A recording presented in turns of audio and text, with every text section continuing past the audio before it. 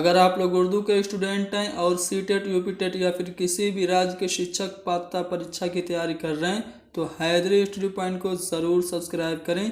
यहाँ से आपको उर्दू के सभी स्टडी मटेरियल आसानी से मिल जाएंगे। साथ ही साथ डिस्क्रिप्शन में आप लोगों को एक लिंक मिलेगी जिसमें आप लोगों को लगभग 30 वीडियोस होंगी। अगर आप लोग इन सभी वीडियोस को देख लेंगे तो इंशाल्लाह उर्दू में 30 में से 30 नंबर हासिल कर लेंगे।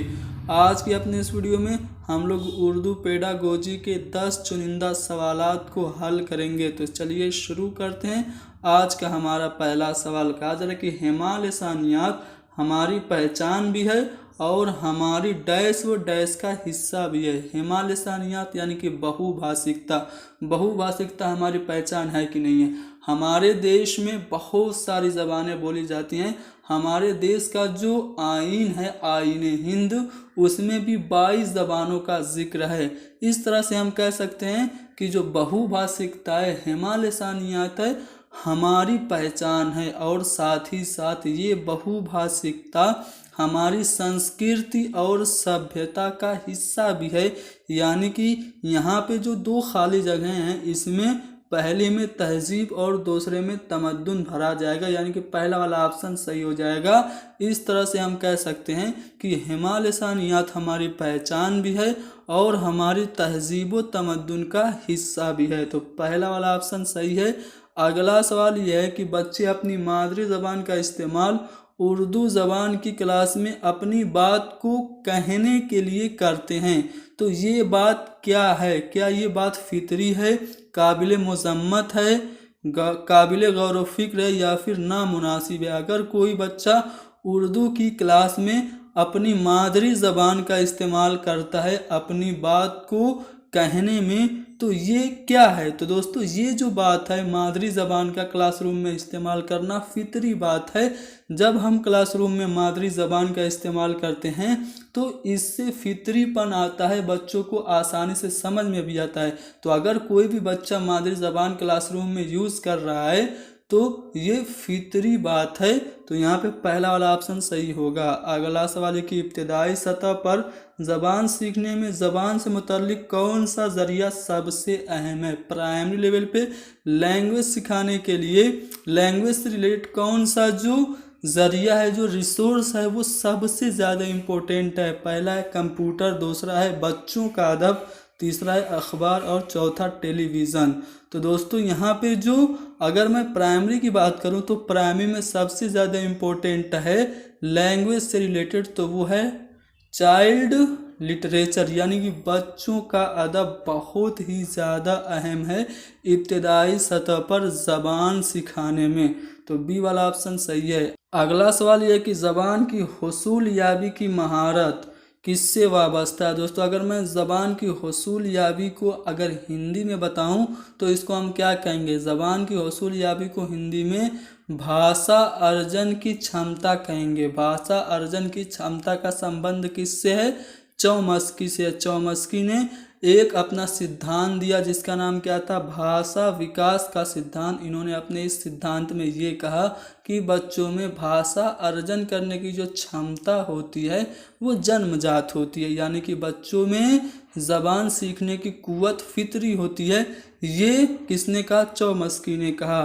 तो उसी से रिलेटेड ये नज़रिया है कि ज़बान की हुसूल याबी की महारत ये किससे वाबस्ता है? चौमस्की से वाबस्ता है। अगला सवाल कि पहली दर्जा में डैश भी लिखने के तहत आता है। पहली क्लास में जुमला लिखना या फिर लफ्ज़ लिखना, हर्फ लिखना या फिर आर्ट बनाना, इनमें से कौन है जो लिखने के तहत आता है? तो दोस्तों, पहली क्लास में आर्ट बनाना यानी कि स्केच बनाना ये भी लिखने के अंदर आता है। तो चौथा वाला ऑप्शन सही होगा। अगला सवाल ये कि अंदाज़े कद्र के अमल में सिर्फ बच्चों की सलाहियत की ही जांच नहीं होती बल्कि उस्ताद के तदरीस के अमल की भी जांच होती है। ये नज़रिया क्या पूरी तरह सही है या फिर थोड़ा सा सही है या पूरी तरह से गलत है या फिर बेमानी है? तो दोस्तों, सही बात है। जब हम बच्चों का असेसमेंट करते हैं, आकलन करते हैं, तो उसमें सिर्फ बच्चों की एबिलिटी की ही जांच नहीं होती है बल्कि साथ ही साथ टीचर का जो लर्निंग प्रोसेस है वो भी चेक होता है। तो ये जो नज़रिया है वो पूरी तरह से सही है, पहला वाला ऑप्शन सही होगा।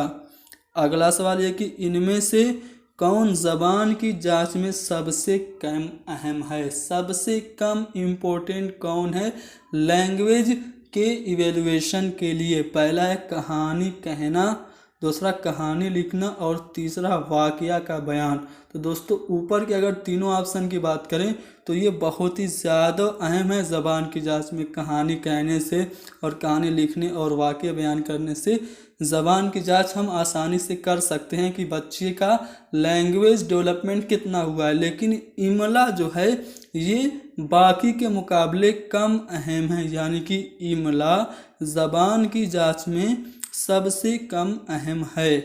अगला सवाल है कि इब्तदाई सतह पर बच्चों की ज़बान की जांच का मकसद क्या है।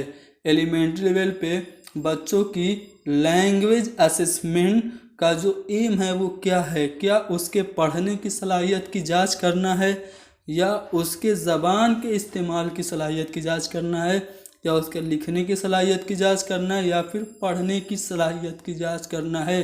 तो एलिमेंट्री लेवल पे बच्चों की लैंग्वेज का असेसमेंट करने का जो एम है वो ये है कि बच्चा लैंग्वेज का यूज़ करने में किस हद तक एबल है, यानी कि बच्चे की ज़बान के इस्तेमाल की सलाहियत की जांच करना इब्तदाई सतह पर बच्चों की ज़बान की जांच का मकसद है।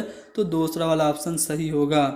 अगला सवाल है कि प्राइमरी सतह की दरसी किताब में कार्टून, तकारीर और इश्तिहारात वगैरह बच्चों की फ़नी महारत की नशोनुमा में डैश होती हैं। अगर प्राइमरी की बुक्स की बात करूं तो उसमें तस्वीर होती हैं, ठीक है, उसमें कुछ इश्तिहारात होते हैं, कार्टून होते हैं। तो ये बच्चों की फ़नी महारत की, यानी कि बच्चों के भाषाई कौशल के विकास में क्या ये मददगार होती हैं, रुकावट होती हैं, या फिर ये कार्टून, तकरीर और इश्तिहारात बेफजूल होते हैं, या फिर नाकाबिले इस्तेमाल होते हैं। तो दोस्तों प्राइमरी की किताब में, यानी कि छोटे बच्चों की दरसी किताब में अगर कार्टून दिया है, इश्तिहारात दिए हैं, तो ये बच्चों की फ़नी महारत के नशोनुमा में मददगार यानी कि मुआविन होती हैं। अगला सवाल ये कि कई बार जब बच्चे स्कूल आते हैं तो 2 या 3 ज़बानों को डैश और बोलने की सलाहियत से भरपूर होते हैं। कभी कभार क्या होता है, कुछ बच्चे जब स्कूल आते हैं तो क्या वो ज़बान तो वो बोलते ही हैं, तो ज़बान बोलने के अलावा उनके पास और कौन सी सलाहियत होती है, तो ज़बान समझने की भी सलाहियत होती है।